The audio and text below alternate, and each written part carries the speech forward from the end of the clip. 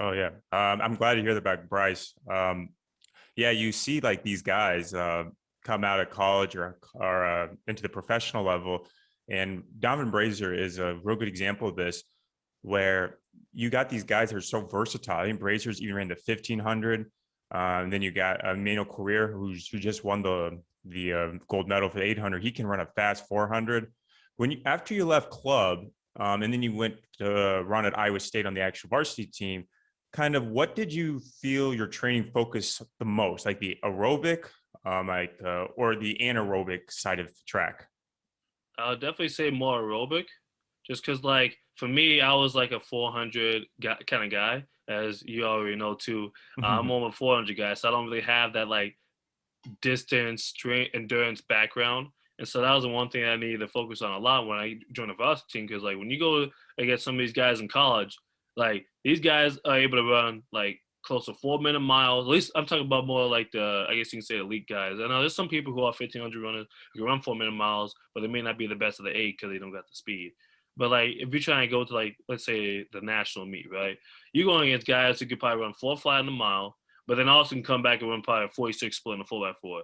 So I was like, okay, I can run a 46 split in a 4x4, but I can't run no 4 minute mile. And so it was just like I had to kind of work on that a little bit. And that's like after like running in the run club, I was able to work a lot on that and be able to gain that endurance. And so I was able to run some really good thousands actually.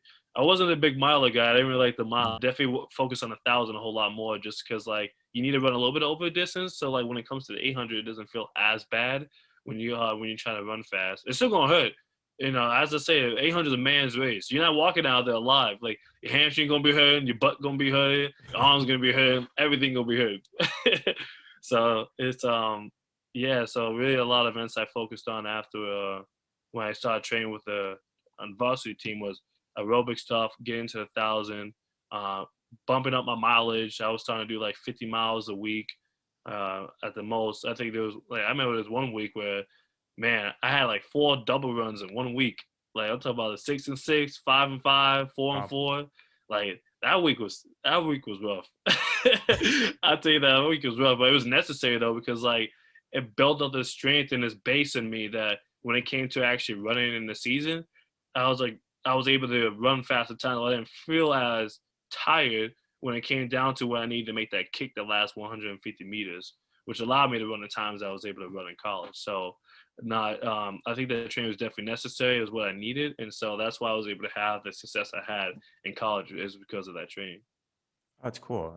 Yeah, I mean, it makes sense. Like, if you're already real good at one part of the race, why not work on your weaknesses so you can cover your entire base? Who'd you work with the most? Did you work with Coach Smith or Coach Jeremy or someone else? Yeah, so I work with Coach Jeremy a lot.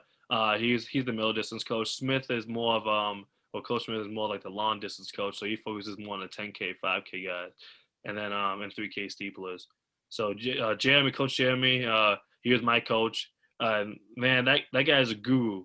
Like he'll get in your face. He ain't afraid to tell you that he did a bad job, but that's sometimes what you need, though. You know, you don't want a coach that is always going to tell you what he wants you to hear. You know, you need a coach to be able to say, hey, you know, this wasn't a good race. This is not a good race, but how can we look at it now, break down the video, talk about where you made the mistakes, and how can we improve it at the next race? And that's what you're going to get with this coach. And so that's the reason why I really enjoyed being with him and be able to stick through the next 5 years with him because, I mean, shoot, he got me to running 146 when I was a 159 guy, you know, coming out of high school. So just like, you know, be able to say that and be able to do that, like, you know, why shouldn't I stick with the guy? Like, he's helped me out a whole lot. So I really enjoyed his training and being underneath him. Yeah, I like Jeremy. I actually met him when I was running laps in the cross country course. He's a cool dude. I checked up on you, and yeah, he seemed pretty nice. It's nice to know that he is, because to me he did seem pretty smart, well knowledge. So I'm hearing it from you just definitely solidified my thought. Did you have a favorite workout that you would like to do, whether you're training in college or for the trials? Yeah. So for me, it was like the 250, 350 workout. I enjoyed it, but also like um, it was kind of like it was a love hate relationship, I guess you can call it, because that was like the one workout coach always wanted us to do. You'd be like, okay, today 250, 350. Like you can literally guess it. Like today is the 250, 350 day. But I liked it because like it was simple. I knew what I was gonna be doing, and I knew what kind of the paces he wanted as well. And then sometimes he wouldn't like it though. If I want to speed up, I can speed up a little bit. He'd be like, Rashad, I want you to keep at this pace. Don't go any faster. And I'll still do it. And he'd be like, you know what, whatever. Just keep going on with the workout. So, but yeah. So that's one of my favorite workouts. And then also too, shoot, what other workouts were you able to do? Oh, I'll definitely say we got these repeat 400s. And Mhm. so we do like maybe I don't know, 8 400s, and then we would have to do it like usually like around 60-second pace, and then maybe we can cut it down to like 56. But I really enjoyed those workouts too. Those are kind of like my two favorite workouts I got from Jeremy. Okay, so like the 400 repeats were kind of more at kind of like a mile pace. If it was like your mile race pace, essentially, Yeah, but it would maybe a be little less faster. rest. Yeah. Mm-hmm. Okay. How much rest were Yeah, you getting? like a minute. Okay, Yeah. that's about what I guessed. I've done something like that. It's usually around a minute. Sometimes it's two. It just depends on the day. Mm-hmm. So did Jeremy train you for the trials as well? I'm assuming. Oh yeah, definitely. Okay. So Yeah. Did you guys have to do a different kind of workout plan to prepare? If so, kind of how long was the plan when you started on it? yeah. Yeah, definitely. So really, like the plan was like so.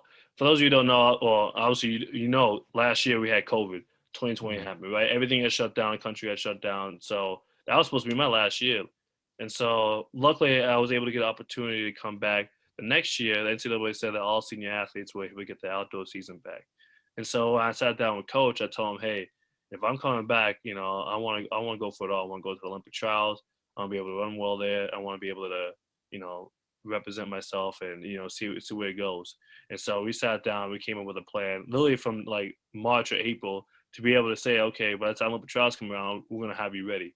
And so really the whole year was planned towards Olympic trials. We put it on a calendar.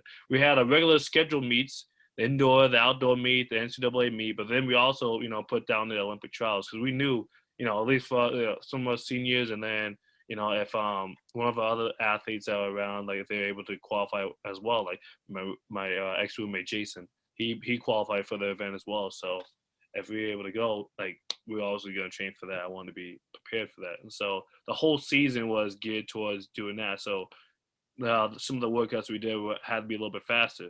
Some of the workouts we did had to be kind of boring, honestly, where we had to do repeat thousands at super slow paces, 3 minutes, or slower, because we had to build up that endurance and build that traction on our feet.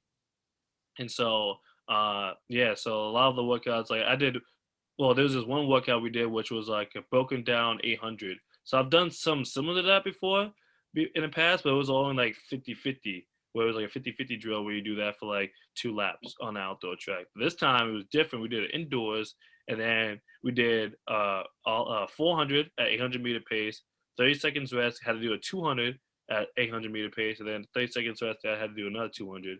And so that was tough because Hmm. like I never had ever done a workout like that before in my life. Like it was tough, it was hard, and before we even did all that, I had to do the 250 350 drill.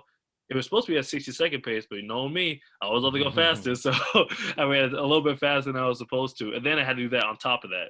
So it's like you do that 800-meter breakdown, but first you gotta come in there with like a little bit of a little bit breathing a little bit, just so you can get your body warm too. You're gonna be having to do like a couple miles beforehand, do your little drills or whatever you do for your warm before you go into the race too. So that's what we kind of did.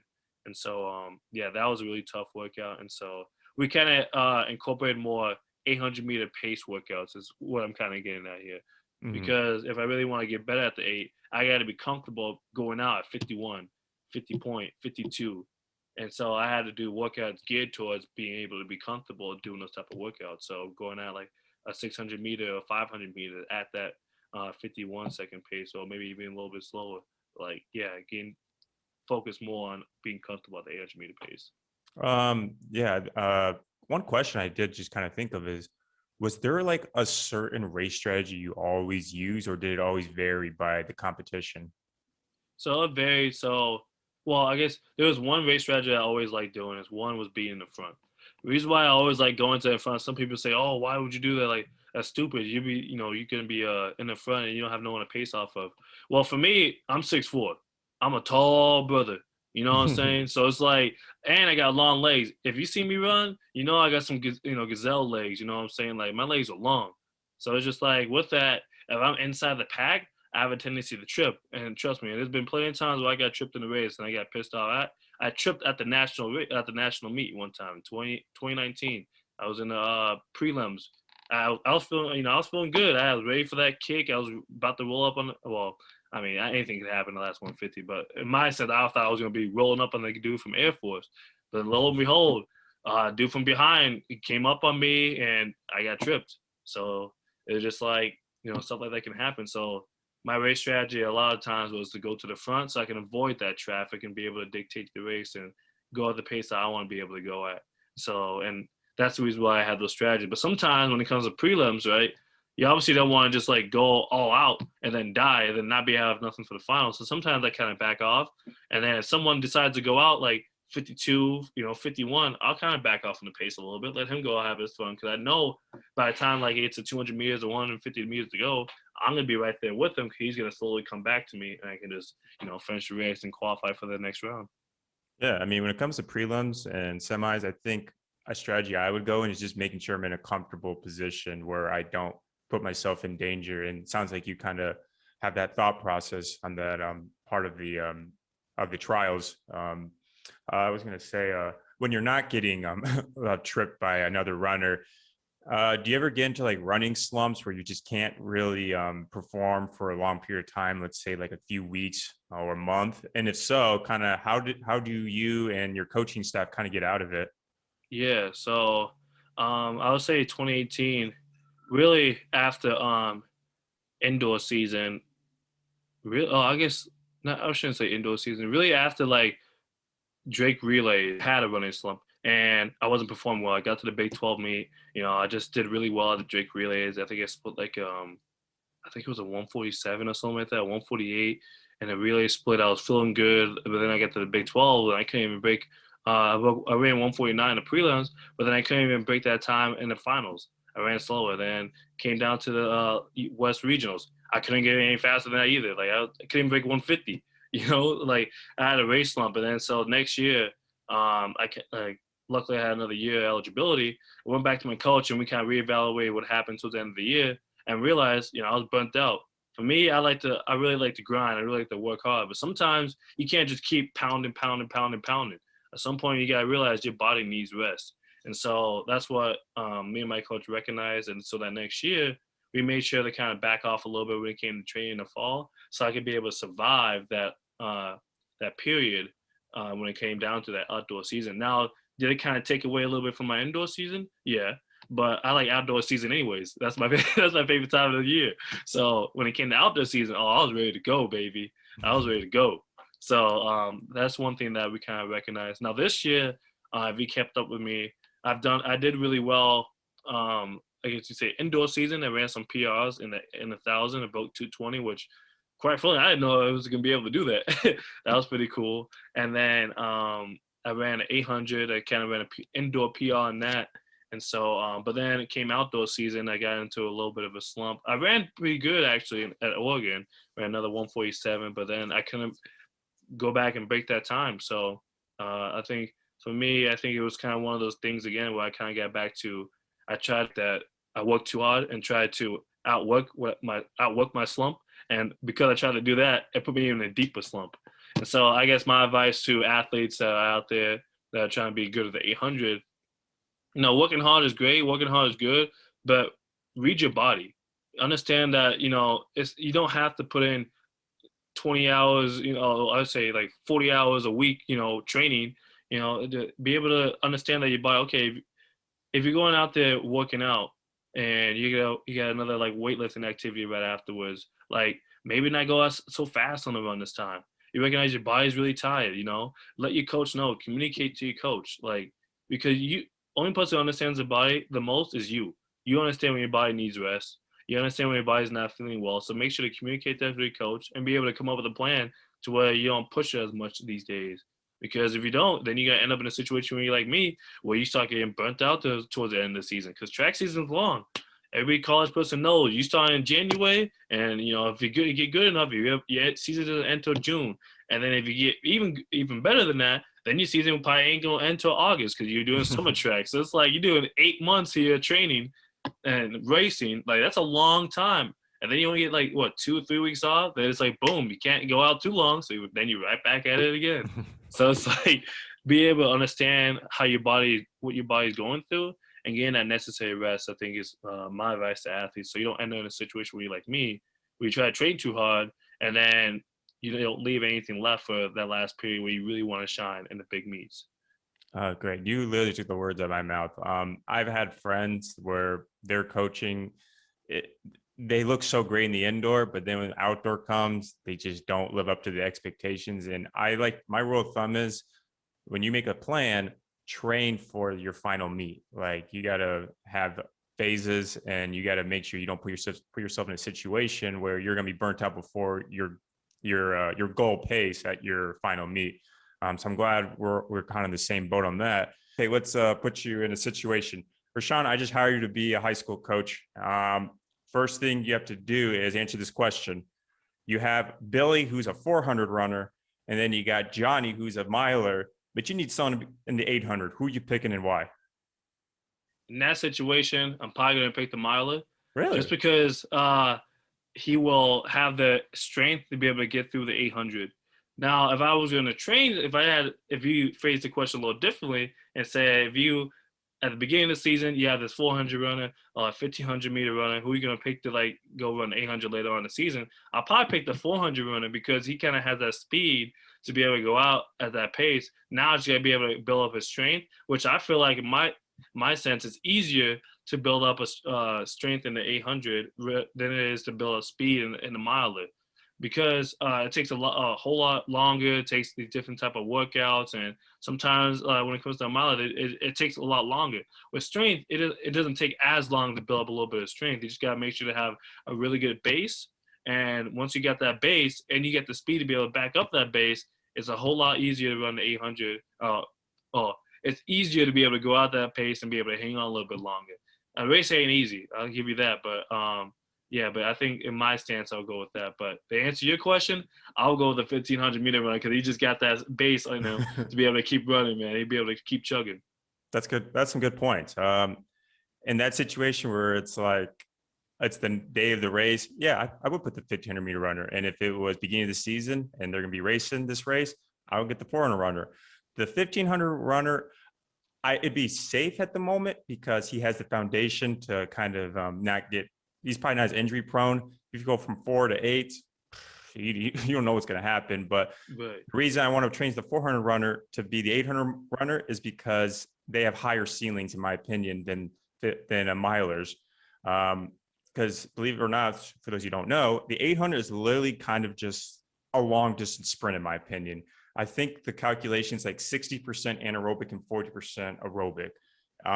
You need to have good endurance, but you need a hell of a kick if you want to be a really good 800 runner. Yeah, because I mean, I look at it today. Where's the 800 meters headed?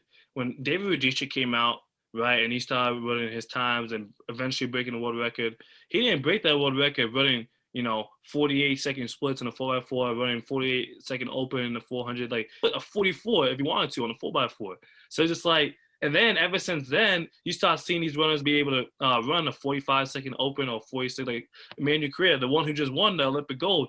I mean, he can run a 44 open, in a 400. Like, and he has the ability to probably go out there and run like a 358 mile, he just hasn't ran it because he's just that good at the 400. So just like, I think the 800 is there's a transition period where we thought the miler can go down to the 8, and that was like the way we need to go. But then now we're starting to realize, these 400 runners who aren't the best at running the 400 can't make these U.S. teams or can't make the national championship. Like, these guys have the potential to be able to run it really well in 800 because it's easier, faster to be able to build that base in a 400 meter run, to build that strength, to be able to finish that last 200 meters than it is to be able to generate speed when it comes to the 1500 meter guy, because there's a lot more that goes into getting fast twitch muscles in a person. And so I think that shift we're seeing, as you just mentioned, a long distance sprint. Like for me, yeah, it's just a long sprint. Like there's a reason why like people ask me like, oh, is it a dash? Like yeah, I mean it's pretty much like a dash. Like it's 800 meter dash because like guys are going out. 40, I've seen guys go out 48 seconds in the 400, 49. Those are the pros, of course. Like even in college though, they're going out 50 point, 51 seconds when it comes to like the 400. It's like that's where the race is headed. So either you gotta get on board with that, or you gotta find a whole nother event. So You're absolutely right. I recall back in the day, the 800, the typical 800 runner was like Dave Waddle. Remember him?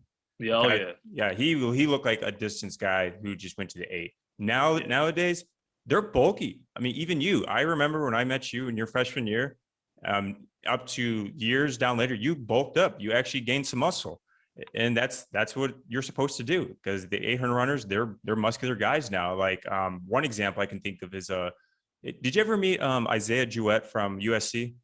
He's bulky. yeah. Yeah. Nice. Yeah, so like that's another example. Yeah, you got to be really you have that strength, but you still need that endurance, of course, because it is long distance sprint. But yeah, you're right. The direction it's going is that you got to have some top speed if you want to be competitive. See, that's another reason why I say the 800 is one of the hardest events. And it's because of the way you have to structure your body. Nowadays, like guys, you got to be a little bit bulkier, but then again, you can't be too bulky. With a little bit of fat if you're like a 400 or a 200 meter runner, because that's an extra fast twitch muscle you're gonna have, an extra muscle that's gonna get you be able to finish that race. If you're a 1500 meter guy, obviously you got to be a little bit skinnier. You're gonna need all that muscle because you're doing a little bit longer event. The 800s are in between. You gotta be able to have the same strength as the 400 meter runner muscle wise, but then you gotta be as lean as a 1500 meter wise. So the area that you need to have in terms of like body fat is way slimmer than I feel like that a 1500 meter runner would have. Then you gotta look at the eating habits that you're in, and then being able to make sure that you get a necessary protein because you gotta recover, but then also be able to have the other stuff too. And I wouldn't say go as far as tracking calories, like weighing everything. Like I don't think you need to do all that work, but just making sure you understand. Like talk either if you can talk to a nutritionist, or go online, look up a bunch of stuff that maybe other athletes are looking for. I know Nike, they have a whole YouTube page where they talk about what do the athletes eat. Like, you still eat your favorite foods, like whatever you want to eat, but if you're Chad Ochocinco and be able to go to McDonald's and eat McDonald's every time, I mean, that brother different. But like for the 800, you gotta be able to have that lean body, but still that strength and muscle wise to be able to carry you through the race when it starts getting tough that last 150. That's right. Did you know that Ocho Cinco took Viagra before games? Hey, that's new news to me. That boy, hey, he wild. This man eat McDonald's, take Viagra. That brother different. So I'm like surprised, but not surprised because that brother, he different. Oh, he is different. He kicked a field goal. I remember seeing that. He's funny. He's a funny guy. Cool. I was gonna ask. Yeah, you mentioned like runners, like depending on what you're racing, you got to watch what you eat. Well, it's just weird. Like you see like these professional runners, or at least these really good runners that are milers.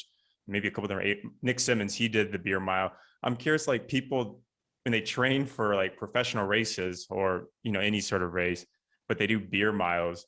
Like how do you train for both when they're very different from each other? I think that's a whole different like sport. That's like a whole different level right there. I think obviously you got the power to be able to run that mile, but to be able to chug that beer, man, I think you just gotta work on being able to just open up your throat at that point, man. Like that's really what it is when it comes to the beer mile. Like be able to open up your throat, to be able to like shove as much beer down as you can. Because for me, I can't do that. If I try to do a beer mile, I'm the slowest person that's getting done with that mile because I'm gonna take my time trying to drink the beer because I can't do that. I'll drink a whole lot. At least when it comes to the beer mile, a lot of those runners do drink beer because it has a whole lot of carbs, calories, and carbs. Everybody knows carbs equals energy. You store up the carbs, and then when it gets time to when you gotta go run or work out, boom, you're able to use those carbs as energy as it burns in your body. So, yeah, I think to be honest, I don't even know how those people would be doing it. Like I couldn't see myself doing it. I can do it. It just I wouldn't be as fast. Oh yeah, I like to think of it. We're talking about how 60% of the 800 is anaerobic, and then 40% is aerobic. The beer mile, it's like 60% stomach, 40% running. You just got to have a stomach to hold the beer. Yeah, that's literally what it is. Because I can't have a stomach to be able to hold that much beer and run at the same time. Nah, I'm puking my guts out on the track, man. Like, Oh it's yeah. not gonna do it. I mean, someone that's done it plenty of times, I realized like it's me not being able to hold it. Like I'm not throwing up because I'm like not like sick. I'm throwing up because it's jiggling in my stomach so much, and it's just all right. We need to like let go of this right now. And my body's just saying, "What are you doing, man? What are you doing to us? Just stop." And then it just throws it up. Honestly, it's that foam too. But I feel like that like sits in your stomach and just like yeah, it just irritates it, and your body just like, but stop. Like, what are you doing? Like, and so like just like yeah, your body just doesn't react well. I know my body doesn't react well. So yeah, so those people who do the beer mile and still be able to run professionally track, hey, kudos to you, man. Because yeah, your brother right here can't do that. Yeah, same here. I can't do either or. So kudos to those people.